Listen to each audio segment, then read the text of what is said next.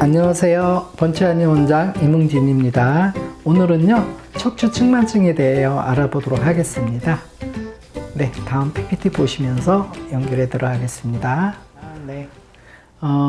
일단 척추 측만증의 정의와 원인과 증상을 살펴보도록 하겠습니다. 이제 정의는 보통 정상적인 척추는 이 정면에서 봤을 때, 특히 뒷면에서 등을 보았을 때가 더 좋을 것 같아요. 정면에서 보았을 때 일직선이고, 또 옆에서 봤을 때는 경추와 요추는 앞으로 휘고, 그걸 전망곡이라 그러거든요. 근데 그 경추와 요추는 아기가 태어나서 형성되기 때문에 2차 망곡이라 하고요. 그 다음에 흉추와 전추부는 뒤로 휘어져 있는데 그걸 후망곡이라 그러거든요. 근데 이거는 엄마 뱃속에 있을 때 태아가 구부리고 있을 때 형성되는 곡만이라 그래서 1차 망곡이라 합니다. 그리고 근데 이제 정상적인 거는 그런데 이 척추 측만증이라는 것은 뭐냐면 이 정면에서 보았을 때 이게 척추가 이렇게 옆으로 휘거나, 그 다음에 뭐 C로 이런 C자, 뭐 이런 C자, 또 S자 모양 뭐 여러 가지가 있는데 어쨌든 그렇게 척추가 옆으로 휜 것을 지칭합니다. 그리고 근데 이제 문제는 그게 단순하게 2차원적으로 이렇게 휘어지는 어떤 기형이 아니라 추체 자체의 회전 변형이 동반되기 때문에 어떤 척추 옆에서 뒷면에서 봤을 때뿐만 아니라 옆면에서 봤을 때도 이 1차 망곡 곡만이라 그랬죠. 이 곡만들이 소실되거나 상실되고 오히려 역시자로 후만으로 나오기도 하고 이런 어떤 변형이 일어나거든요. 그래서 정상적인 망곡 상태가 아닌 3차원적인 기형 상태를 이룬다는 게 되게 중요한 요점이고요. 그 다음에 이제 원인은 여러 가지가 있습니다. 그래서 뭐 예를 들어서 어릴 때 이렇게 다치는 외상을 입어서도 외상으로 인해서 약간 불구적인 장애가 있어서 신체를 어떻게 반듯하게 피지 못할 어떤 상황들이 있을 때 그것이 또 이제 척추 측만증으로 연결되기도 하는데, 어쨌든 대표적인 그 원인을 보면 대표적으로 대부분이 한 85%에서 한 90% 정도가 와요. 그 정도의 척추 측만증은 그 원인을 알 수 없는 어떤 그 측만증인데, 그런 거를 특히 특발성 척추 측만증이라 그러거든요. 특히 청소년들의 정말 85% 내지 90% 거의 발견되는 게 이제 이런 측만증이 제일 많고요. 그 다음에 이제 태아 때부터 이제 척추 그 생성 과정에서 잘못되는 선천적인 척추 측만증이 또 있고요. 그 다음에 이제 중추 신경계나 신경학적인 어떤 선행 질환으로 인해서 어떤 신경 근육성 척추 측만증이 형성되기도 하고요. 또 하나는 이제 신경 섬유증이라든가 이게 희귀질환 마르팡이라는 이 희귀질환인데요. 이런 마르팡 증후군이 뭐냐면 이제 뼈의 어떤 그 골간이 되게 길게 쭉쭉 필요 이상 너무 지나치게 길게 자라는 거를 얘기하는 거거든요. 그래서 팔이 때로는 무릎까지 이렇게 자라나는 등의 어떤 선천적 그 골격 발육 이상이죠. 근데 이게 유전병이래요. 이런 아주 특이한 희귀 질환도 있더라고요.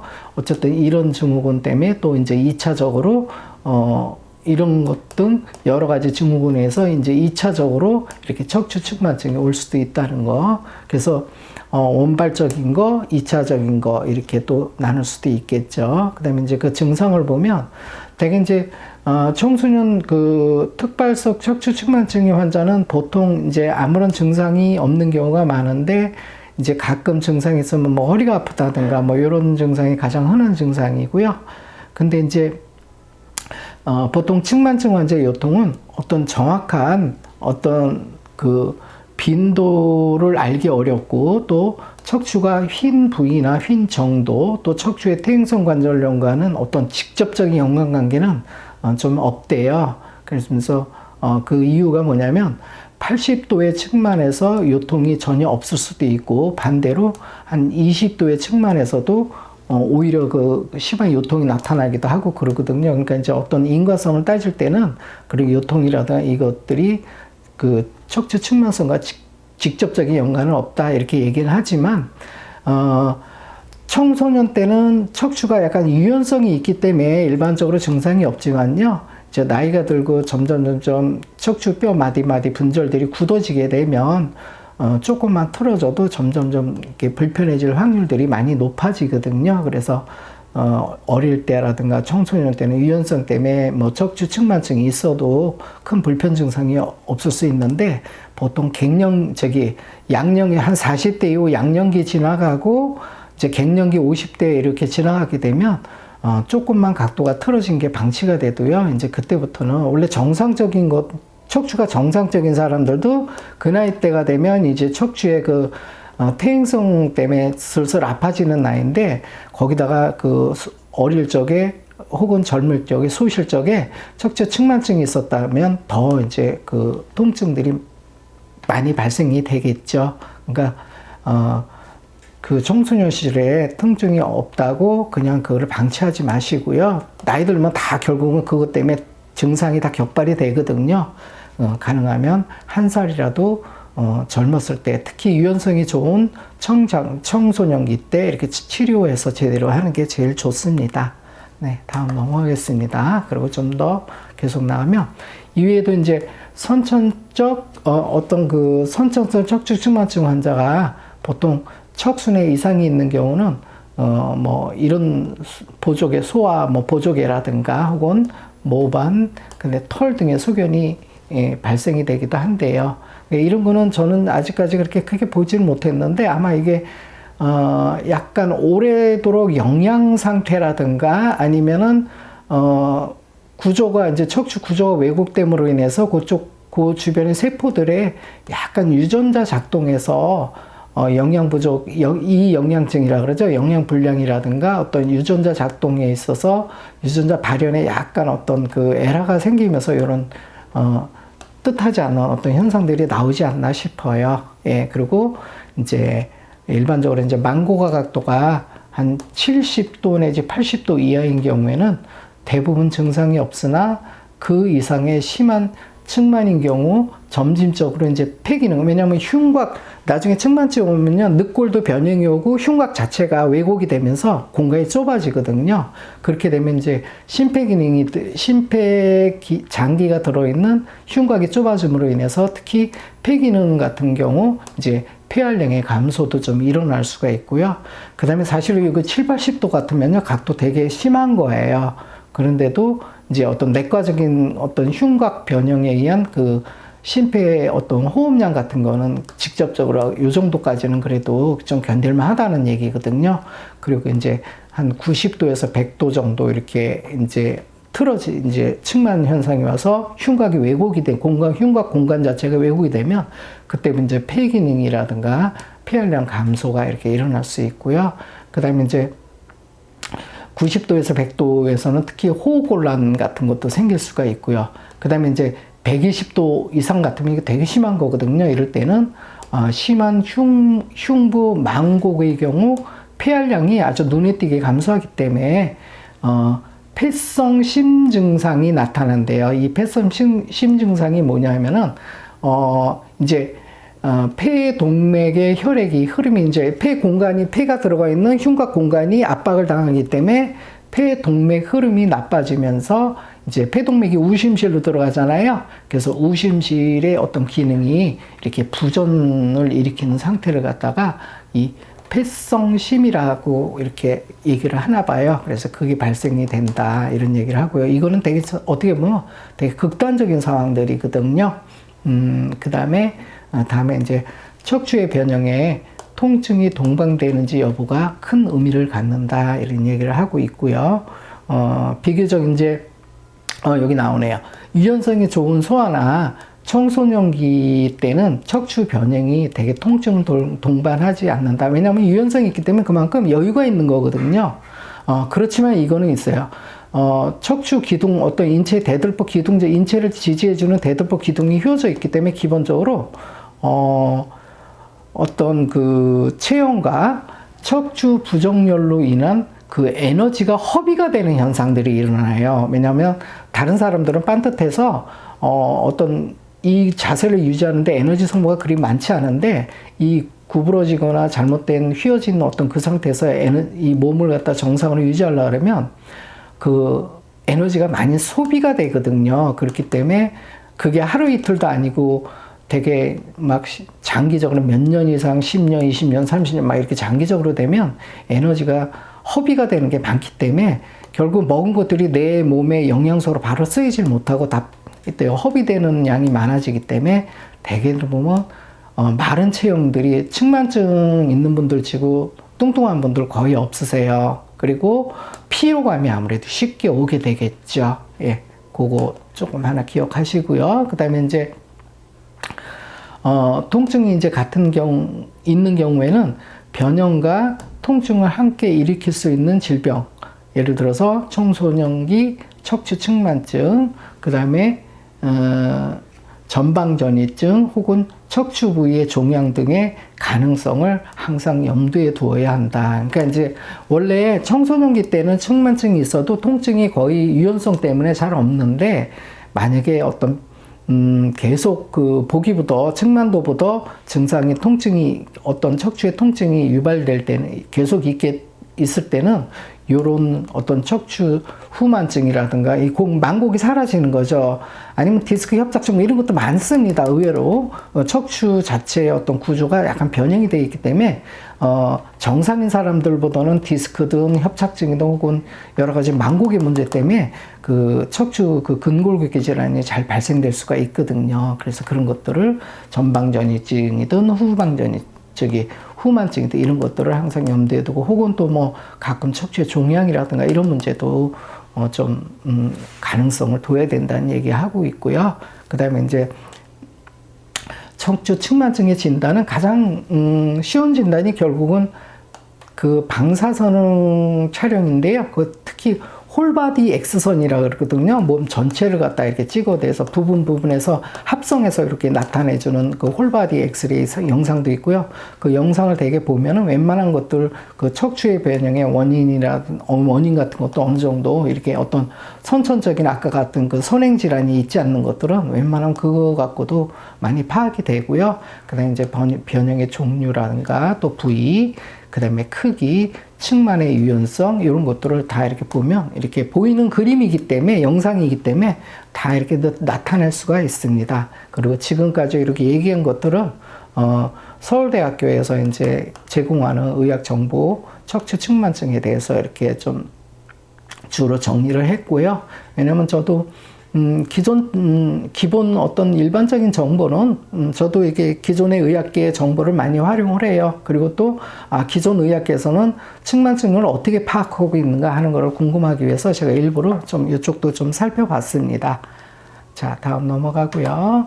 그 다음에 이제 척추 측만증의 그 척추 모양, 알다시피 정상 척추는 이렇게 여기 이제 앞면이나 뒷면에서 뭐 이렇게 반듯해야 되는데, 이게 이제 횡으로 이렇게 휘어지고, 아니면 반대로도 이렇게 휘어지고, 이거를 S형 측만이라 그러고요.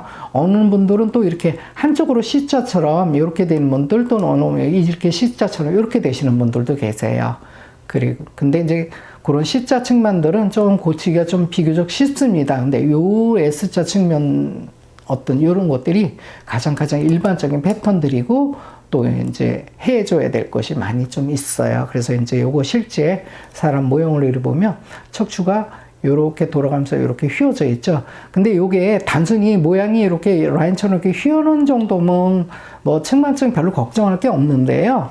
어떻게 되냐면 이게 휘면서 뼈들이 이렇게 회전변이를 이렇게, 아니면 이쪽으로 돌아간다든가, 아니면 이렇게 돌아가면서 변형되고 또 이렇게 돌아가기도 하고, 그 다음에 이제 뼈 주체 자체가 기둥이 회전변이를 일으킨다는 거는, 또 흉추에 보면은 12개 그 흉추에 보면 늑골이 또 연결이 돼서 나가잖아요. 그러니까 늑골 변형이 오거든요. 그래서 예를 들어서 이쪽으로 휘어지면 이쪽으로 구조가 이렇게 밀림으로 인해서 이쪽 늑골들이 곡률이 좀 심해지고 이쪽은 좀 약해지고, 이런 어떤 변형들이 일어나기 때문에, 그래서 이렇게 인위적으로 맞춰놔도 구조 자체가 연결된 또 뼈 조직과의 관계 속에서 그 구조가 왜곡되기 때문에 그것 때문에 또 다시 틀어지는 쪽으로 원상복귀되고 그래서 이제 척추측만증이 고치기가 어려운 거거든요. 너무 모든 그 어떤 뼈 관절 관계가 연결이 돼서 그런 것들을 동시에 다 이렇게 성형을 다시 뼈의 어떤 배열이라든가 모양을 갖다가 다 잡아가면서 맞춰줘야 이게 치료가 되기 때문에 그래서 이 척추측만증이 어려운 겁니다. 그래서 이제 척추측만증의 가장 간단한 검사법이죠. 되게 이렇게 등을 숙였을 때 이렇게 이제 등고선이 좌우 등고선이 좌우 수평이 맞으면 거의 정상이고요. 이것처럼 이제 한쪽에 이렇게 이래서 이제 척추가 이렇게 휘어지게 되면요. 뼈가 이렇게 돌아가면서 늑골이 이렇게 각도가 이쪽은 좀 늑골 알죠? 이렇게 활처럼 이렇게 휘어져 있는 거, 그게 완만한데, 이 척추뼈가 이쪽으로 밀리게 되면 늑골이 이렇게 됐다 이러면서 변형이 오거든요. 이렇게 되면서 늑골과 척추 관절하고 이루어지는 관절 부위인데 이 관절면 자체 각도라든가 어떤 면 자체도 다 변형이 와버리거든요. 그리고 이제 추체 자체 하나하나도 또 모양이 조금 이게 왜곡이 되면서 변형이 돼버리거든요. 그래서 어떤 종합적인 문제를 갖다가 이렇게 구조적인 종합적인 문제를 끼고 있기 때문에 그래서 척추 어떤 측만증의 문제가 교정 치료든 뭐든 어떤 치료들이 좀 어려워지는 게 그것 때문에 그래요. 단순하게 뭐 이렇게 휘어진 것 같으면 가대 펴다 맞춰대면 되는데 구조 자체가 장기간 이렇게 됨으로 인해서 추체 하나하나 자체가 변형이 된다는 거. 예, 화면은 척추 측만증의 전신 엑스레이 영상인데요. 일단 얼핏 보면 이제 그 척추가 휘었다는 거는 누구나 이렇게 찍으면 금방 알 수가 있어요. 근데 대개들 놓치는 게 뭐냐면 이 모양들을 좀 더 디테일하게 자세히 보면 특히 많이 휘어진 부분에 있어서 그 요 척추의 모양을 이렇게 추체라 그러는데 추체가 요쪽은 이렇게 좁다 찌그러져서 여기는 이게 폭이 좁아지고요. 이쪽보다 이쪽이 폭이 좁고 이쪽은 넓거든요. 이 추체 자체가 이렇게 모양 자체가 추체 자체가 변형이 돼 버려요. 그리고 또 하나는 이렇게 변형이 되면서 허옇게 이렇게 삐죽삐죽 나오죠. 이게 석회화 변형되는 것들이거든요. 그러니까 이 단순하게 이 척추 자체의 어떤 이게 휘어짐이 형성이 되면 그게 이제 얼마 안 되면 상관이 없는데 일반적으로 추체 변형 이렇게 측만증 환자들은 되게 오랫동안 변형이 되다 보니까 이 뼈 자체도 자꾸 리모델링이 되면서 3, 4개월에 한 번씩 뼈가 이렇게 재성형이 되고 배열이 되거든요.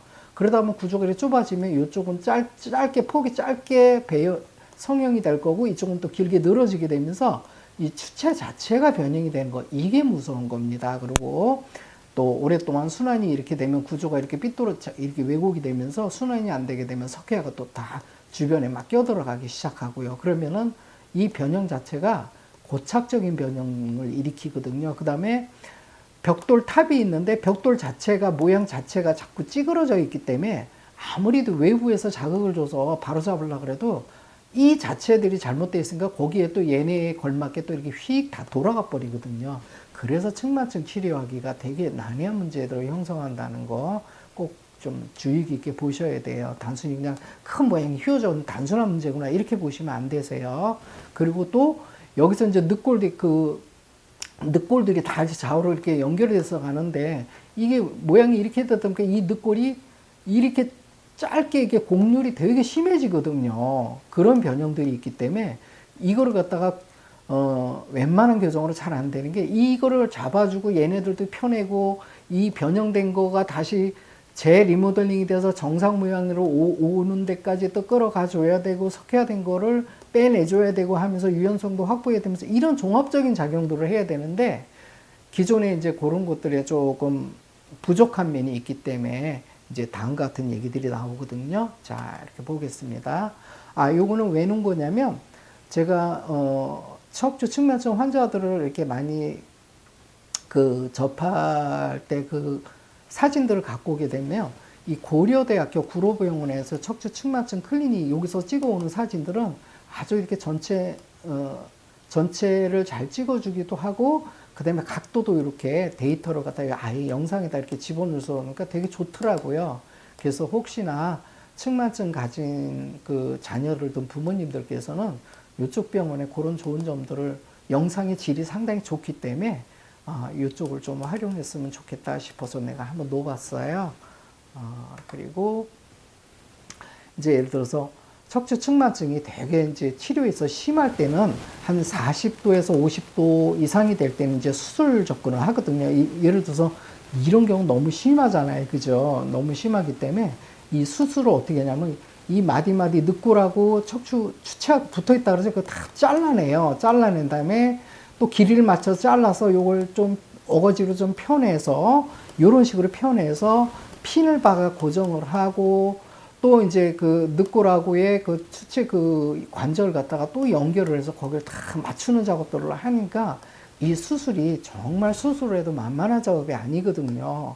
그리고 그렇게 어렵게 수술을 하고도요, 이런 환자들 등 뒤에 보면 이 척추 기둥을 중심으로 해서 수술 작업이 얼마나 이게 그 마치 꼭 자크, 왜 우리 옷 잠바에 자크 올렸다 내렸다 하는 것처럼 이 수술 마디마디 잘라낸 이 전체적인 종합수술에 그거의 흔적들이 남아서 이 후유장애도 또 만만치 않아요. 근데 그래도 이런 각도를 안고 사는 부담보다는 그래도 이 각도 어쩔 수 없이 이런 어떤 상황을 하는 게 조금 득이 있기 때문에 수술을 하는 거거든요. 그렇지만 수술하면 수술로 인한 또 후유장애를 조금은 갖고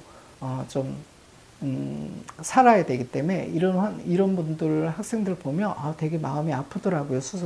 저도 몇 명 이제 수술하고 들여와서 이 충분히 구조를 안 잡아줬기 때문에 또 재발도 되기도 하고 여러 가지 또 다른 문제들 때문에 통증도 많이 호소도 하고 너무 괴로워하더라고요. 그런 거 보면서 되게 안타까움을 많이 느꼈는데 어쨌든 이 각도들이 이렇게 심해진 게 어느 날 하루아침에 이렇게 심해지는 거 아니거든요. 그 처음에는 작았는데 자꾸 그게 방치가 되고 초기에 제대로 치료가 안 됨으로 인해서 결국 이런 극단적인 상황으로 가서 결국 이런 극단적인 상황을 할 수밖에 없는 일이 생기는 거거든요. 그래서 요거 좀 영상 좀 참고해 보시고요. 그 다음에 이제 척추 측만증의 치료에 대해서 조금 꼼꼼하게 좀 얘기를 해볼 거예요. 이것도 기본 어떤 정보 제공은 서울대병원에서 이제 제시하고 있는 그런 관점인데 어쨌든 기존 의료의 어떤 특발성 척추 측만증의 치료 목적, 그러니까 치료 목적이 있는데 그게 뭐냐면 정도가 크지 않는 측만은 더 이상 측만이 진행되지 않도록 하는데 목적이 있어요. 그러니까 측만이 된 걸 바로 잡아서 정상으로 끌어들이는 게 목적이 아니라 현상 유지하겠다는 뜻이에요. 그래서 사실은 이 단계에서 정교하고 적극적인 전시 통합적 교정 치료가 들어가줘서 그래야 적을 때 조금 심각하지 않을 때 자꾸 정상을 향해서 가면 완치도 되는 건데 여기에 이 단계 때 특별히 해줄 게 없다 보니까 너무 심하면 차라리 그분들은 이제 저쪽 양방에서는 수술을 권해서 바로 예를 들어서 한 40도에서 한 50도 정도의 극심한 어떤 상황 같으면 바로 수술 접근을 해서 이제 나름대로 치료해 줄 수 있는 게 있는데 예를 들어서 뭐 그 이하 30도나 뭐 35도, 38도 뭐 이런 거에 대해서는 아직 수술의 어떤 기준에 이르지 않았기 때문에 좀 지켜보면서 경과를 두고 보자 하는 어떤 이런 차원에서 접근을 하거든요. 그러면서 여기 뒤에 치료법 보면 이제 보조기 치료법이 있는데 이게 그 갑옷 같은 그 플라스틱 몸통 보조기를 착용하면서 이 초기 시기를 갖다가 지켜보다가 다행히 이때 좀 호전을 하면 다행인데 대개들은 별로 이렇게 효과들이 없어서 점점 심해져요. 그런데 심해지는데 50도 수술할 단계까지 기다려줘야 되는 이런 상황이에요. 그러니까 가벼운 건 가벼워서 해줄 게 없어서 방치되고 그냥 관찰 보고하고 어떤 그런 접근하고 심해지면 그때 가서 수술하고 이런 어떤 방식으로 접근을 하다 보니까 조금 여러 가지 치료에 있어서 좀 불만족스러운 면들이 좀 불완전한 면들이 한계적인 면들이 있게 되는 거거든요. 그래서 보통 이제 중등도 보통 한 3, 40도 정도 이걸 한 중등도의 측만 각도라고 하는데 이런 이상의 측만의 경우는 이제 변형을 교정하고 유지하며 신체의 균형을 얻게 함으로써 이제 기능 및 미용을 호전 기회에 수술도 하고 그다음에 이제 여러 가지 그 치료를 이제 적극적으로 이제 하는데 보통 이제 치료의 방법의 선택은 전문적인 많은 경험과 지식이 필요한다. 이건 너무 뻔한 말인데 아쉬운 건 뭐냐면 가벼울 때부터 제대로 좀 파악이 돼서 직접적인 적극적인 교정 작업이 들어가서 바로잡는 작업이 들어가야 된다는데 초기에 별로 이쪽에서는 해줄 게 없다 보니까 그 초기를 놓쳐버려요. 황금기 골든타임 같은. 그리고 또 하나는 놓치는 게 학생들 본인 당사자들이나 혹은 부모님들도 측만증이 자기가 가벼운 경우는 아까도 얘기했지만 통증 같은 게 증상이 없다 그랬잖아요. 그러다 보니까 초기 증상 때라든가 이럴 때 잘 발견들이 안 돼요. 그리고 이제 불편 느끼다 보면 통증이 느낀다든가 뭐 이런 것 정도면 어느 정도 이미 벌써 심해져 있는 단계가 되고요. 아니면 우연찮게 간접적으로 다른 병이 있어 치료하고 아니 건강과 학생들 건강검진이라든가 뭐 이런 거 하다가 우연히 발견돼서 오는 경우 대개들 그러다 보면 보통 한 5, 6년 뭐 길게 7, 8년, 10년, 15년, 20년 자꾸 이게 묵다 오다 보니까 점점 굳어지거든요. 굳어지면 그만큼 다시 제 모양으로 교정을 통해서 환원시키는데 아무래도 어려워지겠죠. 이제 이런 것 때문에 이 치료들이 잘 안 되는 거지. 진짜 2단계 때 바로바로 치료해버리면요. 초반기 때 바로바로 근본적으로 치료해버렸다면 웬만하면 거의 다 돌아갑니다. 제 경험에 의하면. 그리고 이제 보통 이제 치료 방법 선택은 경험적인 치료 아까 얘기했고요. 그 다음에 이제 여기 서울대학교에서 이렇게 표현했네요. 운동체조. 보통 그 다음에 또 5단계 때 뭘 많이 하냐면요. 운동요법, 운동체조, 뭐 측만증 바로잡는 운동도 뭐 유튜브에도 많이 나오죠. 이런 거에 사람들이 끌려갖고 다 초기 시간들을, 그 다음에 이제 척추근수 카이로프라틱이라는가, 그 다음에 이제 한방에 침술요법, 그 다음에 이제 물리치료 전기자극이죠. 이런 것들에 의존하다 보니까, 예를 들어서 아주 가벼운 것들은 이런 것들에도 반응을 하겠지만 어느 정도 또 요 단계는 좀 지나게 되면 이 뚜렷한 효과가 없는 건 맞거든요. 왜 없느냐면은 어떤 그 장기간 보조기 관찰 치료나 아니면은 발견이 안 돼서 방치가 되기 때문에 이 기본적으로 보통 한 세월이 한 5년 이상 몇 년 이렇게 겪게 되면요. 그 주체 자체도 아까 얘기했죠. 변형되고 석회화도 껴들어가다 보니까 이런 단순하게 운동 체조라든가 그다음에 카이로프라틱 어떤 단순한 간단한 교정술이라든가 침술 이런 거하고는 반응이 너무 약해요. 그러니까 효과가 당연히 없겠죠. 근데 이때 특별한 어떤 치료법을 통해서 하게 되면 이제 그게 이제 제가 하는 방법인데 그거는 뒤에서 제가 좀 설명드릴게요. 어쨌든 그래서 이제 척추 자체에 이 장기간 어떤 보조기 관찰 치료하면서 골든타임을 놓쳐버리고 또 아니면 몰라서 증상이 가벼우니까 방치가 되면서 또 굳어지면서 시간이 방치가 되면서 척추 자체의 고질적 변형이 형성되고 석회화 변형되는 거가 어떤 상황이 형성이 되게 되면 이미 이런 것들이 형성했는데 그때 발견되면 되게 힘들어지는 과정들이거든요. 그렇기 때문에 이런 것들을 애초부터 이런 것들을 해결해야 측만증 같은 거를 근본적으로 해결할 수가 있는데 이런 작업들을 다 빼먹고 하기 때문에 이렇게 치료가 좀 어려워가지고 극단적인 상황에는 나중에 결국 수술밖에 남는 방법이 수술밖에 안 남는다는 거. 이게 지금 세상에서 하는 어떤 측만증에 대한 그 취급이거든요. 그래서 그 방법들이 너무 좀 내가 안타까워서 오늘 내가 특별히 측만증에 대해서 이렇게 좀 PPT로 설명을 드리는 거거든요. 그래서 이제 보통 이제 수술을 요하는 경우가 있어요. 그거는 이미 이런 기간 초반의 관계라든가 최소한 중등도 어떤 그 이상의 관계를 통해서 이 치료 시기를 놓쳤을 경우는 꼭 이제 수술이 좀 필요한 경우들이 많이 있잖아요. 그래서 이제 보통 어떤 기준에서 그 수술하냐면 일단은 측만이 이미 상당한 정도로 진행이 되어 여기서 상당한 정도를 보통 한 40도에서 50도 이상의 각도를 얘기를 해요.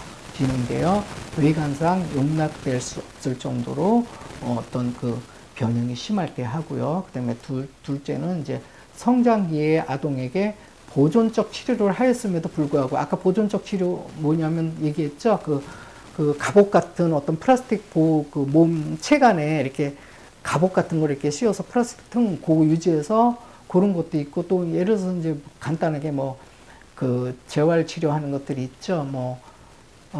뭐죠? 그 추나 교정요법이라든가 아니면 도수 치료요법이라든가 아니면 또 뭐 자가 체조 운동 체조법이라든가 이런 어떤 카이로프라틱이라든가 이런 거죠. 이런 것들 갖고도 이제 하였음에도 불구하고 계속 진행하는 측만으로 성장기 아동에 있어서 보통 한 40도, 50도 이상의 측만이 했을 때는 이제 수술을 고려를 한다 이런 뜻입니다. 그 다음에 이제 세 번째는 성인에서 몸통의 불균형이 심한 경우와 또 2차적으로 통증을 호소하는 경우에도 이제 수술로 이렇게 대처를 한대요. 근데 저는 좋기는 뭐냐면 2단계 가기 전에 2단계 때 좀 제대로 좀 적극적인 교정 대처를 해서 보호관찰 정도로만 하지 말고, 혹은 또 이런 좀 너무 약한 이런 데만 의존해서 시간 보내지 말고 조금 제대로 적극적으로 교정을 갖다 척추를 바로잡는 교정들을, 그러면 거기에는 추체 자체의 변형 문제가 있을 거고 또 여기에 석회화들이 껴들어가는 이런 문제를 해결할 수 있는 그런 방법을 같이 해주면서 교정이라든가 이런 작업을 해줘야 되는데, 이런 것들을 안 해주고 단순하게 교정 작업하려고 그러니까 답이 당연히 그 뚜렷한 효과 없죠. 당연히. 그런데도 뭐 이렇게 특별히 대책도 없으면서 된다 하는 데는 진짜 많잖아요. 이런데 환자분들이 혹해서 나가 떨어지는 경우들이 정말 많은 것 같더라고요. 제가 그 측만증 환자분들 와서 치료받고 좋아지는 분들 얘기 상담해보면 전부 공통적인 얘기들이 지금 얘기했던 그런 얘기들이에요. 그래서 저는 이제 저희 본치안의원에서는 척추 측만증의 이제 근본 해결법으로서 일단 아까도 얘기했지만 척추 측만이 약간 이쪽 휘어지면 이 추체 자체가 이쪽은 짧고 이렇게 찌그러진 마른 목골이라든가 이쪽은 길고 이런 문제들, 그 다음에 석회가 껴들어 이런 문제들에 대한 어떤 의식을 하지 않고 치료를 거기에 배려를 하지 않고 그거를 어떻게 바로잡는 유도를 하지 않고는요, 전부 척추 측만증 웬만한 치료법 다 실패하고요. 진짜 극단적인 건 수술밖에 안 남게 돼요. 근데 이거는 수술 정도로 갈 정도 같으면 해고 나도 또 인생이 좀 이렇게 해피하지는 않아요. 그래서 기왕이면 아까 요런 단계 때 정말 제대로 해서 인생을 해피하게 만들어주는 게 의료인으로서 중요한 거가 아닌가 싶어요. 그래서 제가 이렇게 그 척추벽 각각들의 비수술적인 어떤 그 정교한 그 리모델링, 제가 리모델링 개념을 쓰는 겁니다. 아까 아니면 리포마, 추체 자체를 그때 원래 모양대로 찾아줘야 되고요. 군독지 붙은 석회에서 그 빼내주면서 녹여버리면서 모양을 잡고, 피스 자체가 벽돌이 있으면 피스 조각들을 하나하나 자체가 바래야지 퍼즐을 맞춰도 제대로 모양이 나오잖아요. 근데 그런 작업들을 안 해주면 아무리 뭔 작업을 해줘도 극단적인 상황을 벗어날 수가 없거든요. 그래서 저는 이제 그런 쪽의 관념을 가지고 되게 중점을 가지고 치료를 해요. 그래서 어떤 정교한 전신, 그리고 그러려면요 어떤 부분 휘어졌다고 그 부분만 치료하려고 그러면 이게 안 잡힙니다. 반드시. 왜냐하면 척추 측만증이요, 우리 뇌는요 우리 척추 하나하나, 세포 하나하나의 상태가 어떻게 되는지 이미 다 알고 있어요. 근데 얘네들이 휘어지는 걸 모르는 거는 이 인체 몸을 바르게 유지하는 나름대로의 센서들이 있거든요. 고유신경 시스템이 있어요. 근데 그쪽에서 신경학적인 에러가 있기 때문에 어떤 변형이 되는 거를 몸에서 바로잡는 인지를 못해서 이게 자꾸 틀어지는 거를 모르게 됐던 거거든요. 그래서 통합척추 교정을 통해서 일단 뇌 중추 신경계 자체를 또 그러니까 리모델링 해줘요. 이 프로그램 자체를 갖다가 옳은 프로그램으로 일깨워줘야 돼요. 그러려면 경추, 흉추 전체 이런 필요하면 두개골 교정이니 뭐 이런 것들이 안 들어갈 수가 없어요. 그래서 그런 걸 통해서 일단 근육 하나하나의 균형 밸런스를 잡아주고 자세를 잡아주는 인체 본연의 우리 뇌에 내재된 어떤 조절 중추 센터의 그 자세 조절 센터 뭐 이런 것들이 있는데, 그런 신경 기능계를 자꾸 활성화시켜내야 됩니다. 교정을 통해서. 그리고 이 뼈 자체가 이 모양이 아까 변형되고 석회화된 거는 또 이 부분을 또 물리 구조역학적으로 잘못된 것들은 구조역학적으로 바로잡음으로 인해서 그 변형들이 더 이상 더 이렇게 증가하지 않도록 하고 석회화가 더 증가하지 않도록 해주면서 이미 기존에 있는 것들은 또 빼내는 작업을 같이 해줘야지, 이런 종합적인 그 척추 교정 작업을 해주고 특수한 교정 작업을 해줘야 그나마라도 이렇게 이렇게 측만증 각도로 완화시키면서 또 심한 거는 조금 더 덜 심한 대로, 덜 심한 건 좀 더 완전한 대로 이렇게 하면서 시간을 좀 가지고 하면서 이렇게 접근을 해줘야 근본적인 해결이 되거든요. 근데 이제 그런 것들을 하려면 특수한 이제 저 같은 경우는 전신 통합 척추 교정을 기본으로 삼고요. 그다음에 특수약품 이게 석회화라든가 추체 변형을 갖다가 조금 이렇게 바른 쪽으로 유도를 해주면서, 왜냐면 이 우리 뼈들도요 3, 4개월 주기로, 특히 젊었을 때는 한 4개월 내지 3, 4개월 주기로 이렇게 뼈가 리모델링해서 뼈로 구성하던 세포가 전체 바뀌어 버리거든요. 그 원리를 이용해서 자국 교정과 어떤 세포 배열, 뼈 세포의 배열이 정상 모형으로 가게끔 교정과 이런 그 특수 약침을 통해서도 구조적인 불균형을 없애주면서 점점 바르게 하게 되면 점점 얘들이 또 바뀌면서 정상으로 성형이 되거든요. 배열이 되면서. 그런 과정들이 필요한 거예요. 척추 측만증 치료는.